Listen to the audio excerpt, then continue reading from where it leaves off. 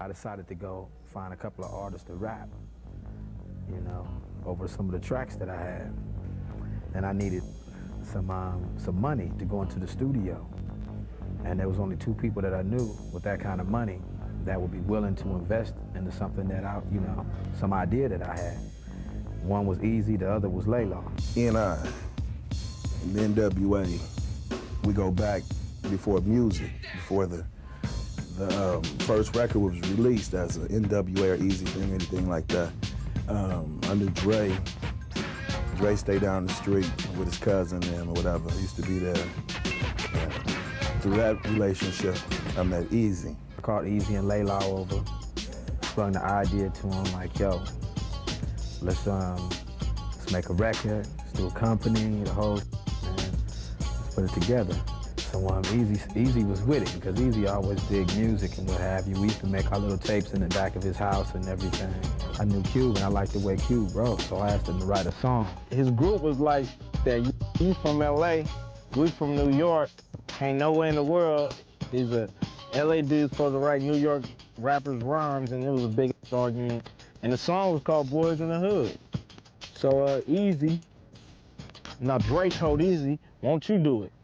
So it's just me and EAZY sitting in the studio. So I'm like, yo man, won't you just say these lyrics down over this track, right? And he's like, man, I can't rap, man, I can't do that.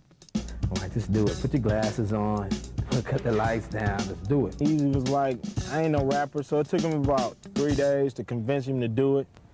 It took about 3 days for him to actually do it too, because, you know, EAZY he wasn't tight as he was, of course. He was kind of loose, real loose, straight amateur. And we worked with him the whole way through it. Boys in the Hood is what came out. Cruising down the street in my 6'4", jocking the freaks, clocking the Joe. Went to the park to get the scoop. Knuckleheads out there, cold shooting some hoops. And what we did was went around and left one record at all the record shops and a card. It was a card to EAZY's pager. Actually, the card wasn't to EAZY's pager. It was to my cousin's house that lived by Cube. So people would call her and order the records, right? It's like, yo, I need a box. So she would page and say, yo, they need a box over there on Florence. You know what I'm saying? So we shoot over there on Florence, drop the box off, come up like that. The record somehow, you know, just exploded. You know what I'm saying? One of the reasons why it exploded was because of Greg Mack of the K-Day. It was a radio station out here at the time called 1580 K-Day. I thought it was good because I'd heard it before. Actually, they had already been selling it as cassette tapes. So it was all over town in the streets and cassette tapes. So I told him, I said, look, it's a decent song. Why don't you just clean up the lyrics? And then we'll give it a shot. And so Dre and EAZY went back, I think it was like a day or 2 later. We had a whole different version, but it was a clean version. Put it on the air, and it just blew up. In the meantime, while we were selling the Boys in the Hood records, I was still DJing, you know, making like $50 a week DJing. You know?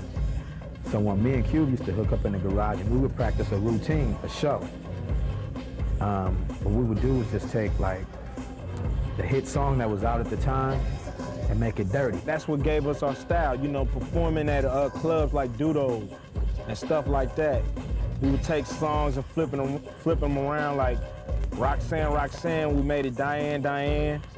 And that's what kind of like, you know, snowballed into this gangster rap style, doing little stuff on the side and seeing the people's reaction to it. From there, we got on a tour with Hammer and Salt and Pepper and Heavy D. Exploded from there. So we decided to form the group NWA. Dre told me, said, well, let's go out and do these shows with my buddy Eric. And I said, all right, no problem. So I met him and stuff. It was cool. And we started doing shows, and then everything else was history. Yo, what you gotta do? Got to get stupid. Got to get stupid. Got to get stupid. Right. Oh! What you gotta do, eh? Stupid. Got to get stupid. Right.